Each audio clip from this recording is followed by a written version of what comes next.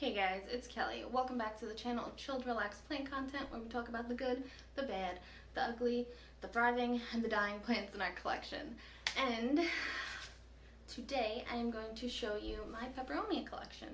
So I've had a couple of these plants for a while. Some of these plants are relatively new, and some of them are finally starting to grow. So grab a snack, grab a drink. It is hot where I am. Is it hot where you guys are?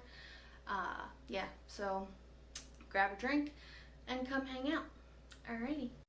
Alright guys, so we are going to start off with the OG Peperomia in my collection. And when I first started ordering plants online, was around the time I started really getting into plants. They would have, their wrapping, and I didn't have any labels or anything like that, so I would just use their tape that they wrapped the plant with, put it on whatever pot I was putting it in, and then writing it on there. So this is the Peperomia blanca variety Floribunda. And it's just like a little dainty peperomia. It comes out with these darker leaves that fade a little bit. And they have a dark red, maybe not a dark red, it's like a more medium red, I guess. Medium red stem.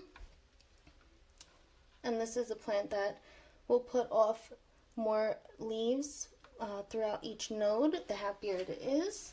So yeah, this plant has been very easy for me to take care of. It is a little drought tolerant, as most of the plants that I still have in my collection are, because I am an underwaterer.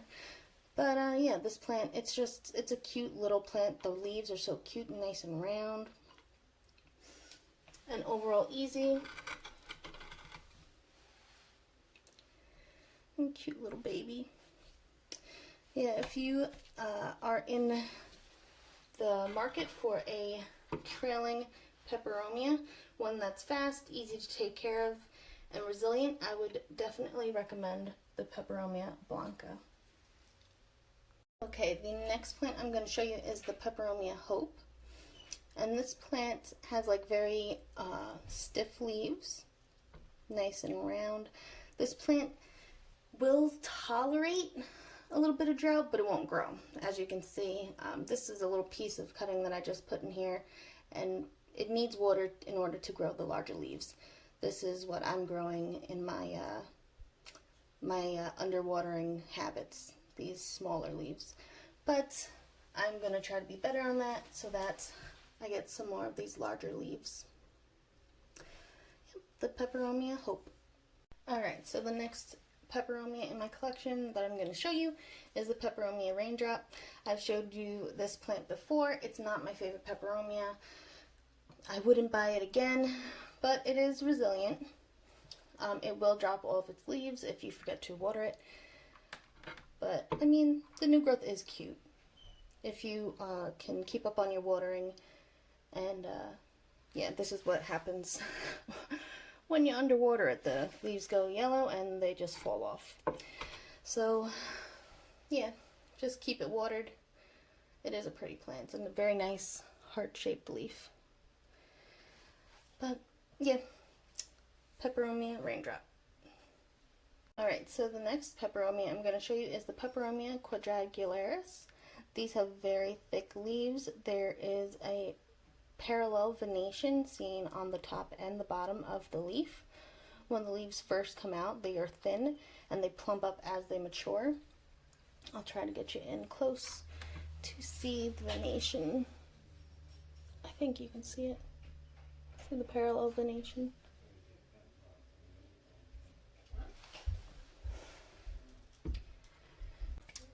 So this is a relatively easy growing plant so far.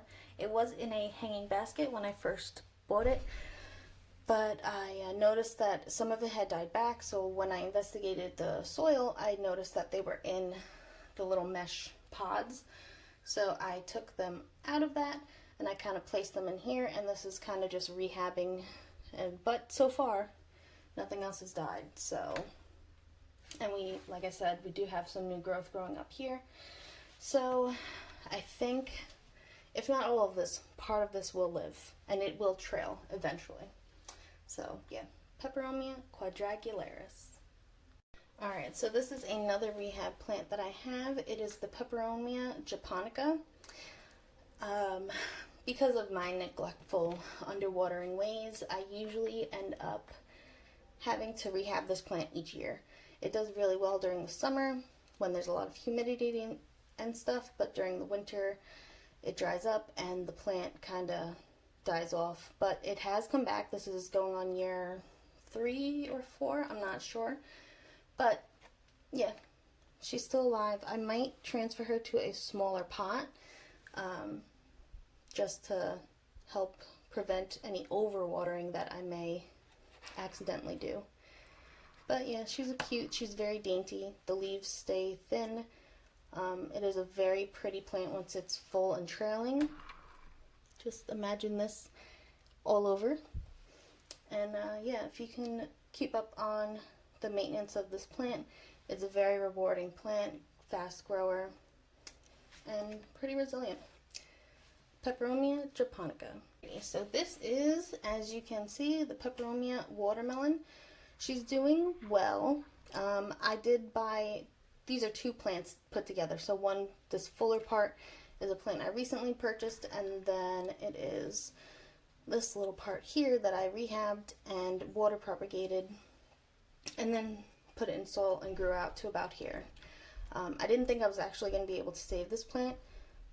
So I bought the other plant, and then as I bought the other plant, this guy started putting out new leaves, so that's alright. Now we have 2 plants in one pot. Hopefully they all do well. I know that if I underwater this plant, it will die, so I try to remember to water regularly. But this is just a pretty plant in general. Yep, I really like the dark red maroon stems and the venation. It's not even venation. Well, I guess it's venation. The veins are the darker spots. But very pretty plant. Peperomia Watermelon. Alright, the next peperomias are 2 for 1. They have the Peperomia Teardrop. So this is the variegated one. And this is also a variegated one, but it is the lighter green with the darker green splotches. I'm not sure if you can see it from here, but it's like a very faint variegation. But it is pretty. I think I'm going to eventually pot this up together.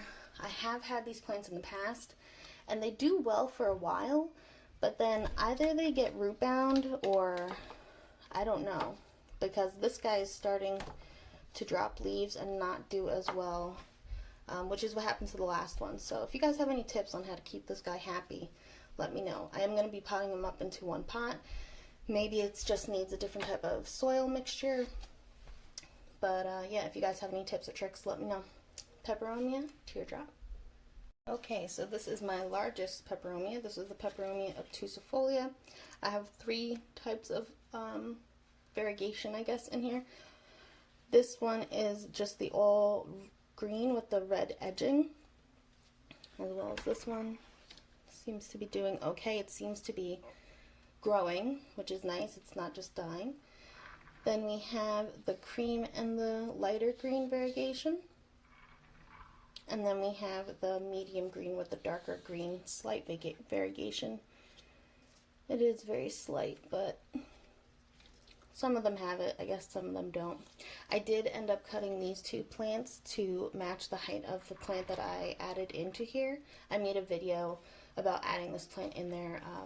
Go check it out if you want to see what this looked like before.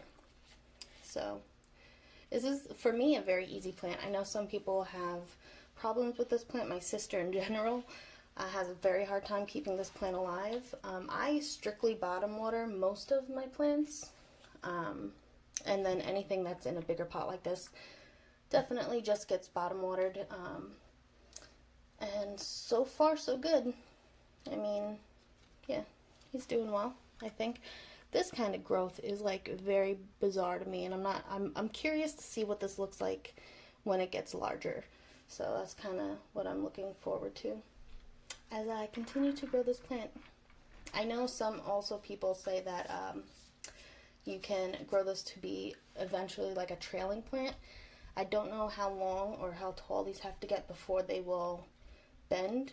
And I also am not sure because the stems are kind of thick. But if you know, if you've ever seen any of these plants as a trailing house plant, let me know in the comments below.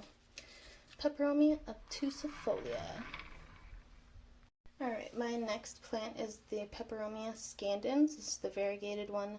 I've had this plant also probably just as long as the blanca. So for a very long time, a couple of years definitely. And it's a very resilient plant. It's very succulent-like. It can tolerate drought. And yeah, it's just an overall, it's pretty easy to propagate and share with friends as well. It's a plant I like to do with. It usually does well in shipping, and it's very good at acclimating to different environments and different homes. So Peperomia Scandans. I mean, look at that variegation. So pretty. These are the older leaves, these are the newer. Beautiful plant. Okay, and the last peperomia in my collection is the prostrata, or the string of turtles. It's a beautiful plant. It recently has been putting out all of this darker foliage.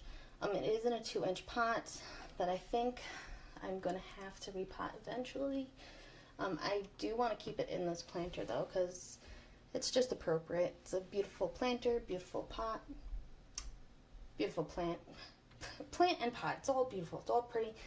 It's working, it's starting to really trail, and I'm excited to see this guy get big and lush like some of my other trailing string of plants. Peperomia prostrata. Okay guys, so that is my peperomia collection. Let me know in the comments below which one is your favorite, and also if there are a couple of trailing peperomias that I should be on the lookout for. I like drought or underwatering tolerant plants, and plants that don't need a humidifier, which is part of the drought tolerant, right? And that's just easy going. So if you have any suggestions or comments or tips, or you know, any recommendations on the teardrop peperomia that I showed you before, let me know in the comments below. And until next time, guys, relax, plant, and peace out.